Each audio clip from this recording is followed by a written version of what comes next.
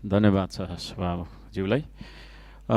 प्रधानमन्त्रीज्यूले दिनुभएको अभिव्यक्ति अविलम्ब सच्याउनुपर्छ भन्ने हाम्रो दैनिक आन्दोलन छँदै नै छ र हामी आशा गरिरहेका छौँ तपाईँले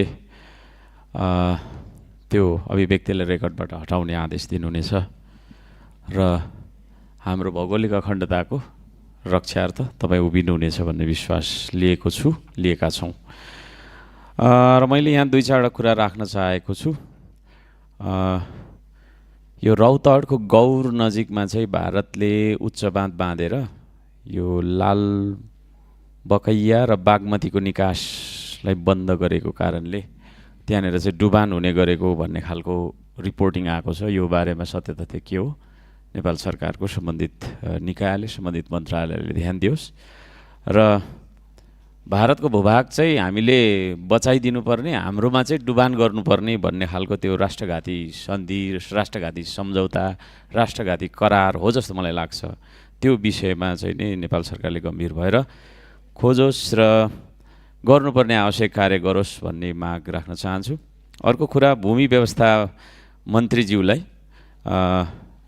म स्मरण गराउन चाहन्छु। यो राजविराजमा तपाईको चाहिँ नि 1998 सालदेखि आज 85 वर्ष भएछ।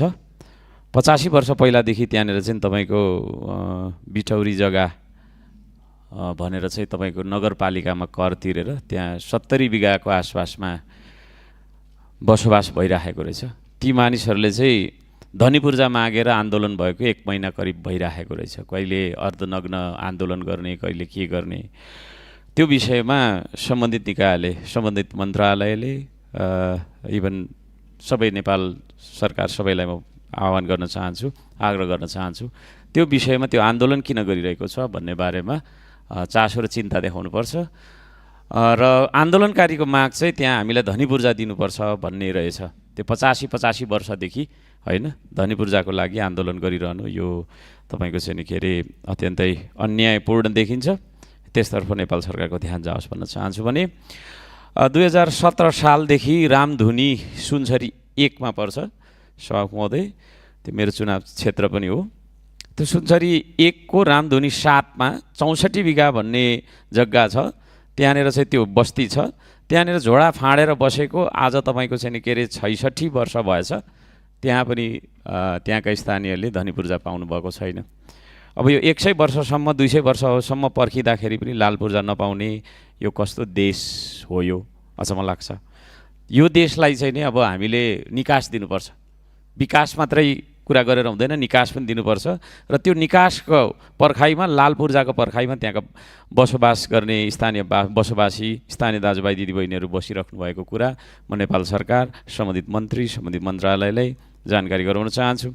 र त्यहाँ चाहिँ भर्खरै तपाईँको चाहिँ नि नक्कली जग्गा धनी आएर अब यो जग्गा चाहिँ मेरो हो, पहिला चाहिँ तपाईँको चाहिँ के थियो त्यो झोडा फाँडेर बसेको भनेर 2 चोटि सर्वोच्च अदालत र त्यतिखेरको तपाईँको चाहिँ नि न्यायिक समिति, राजदरबार अन्तर्गतको न्यायिक समितिले पनि ती बसोबास गर्ने मानिसहरूकै हो यो जग्गा भनेर भनिदिएको।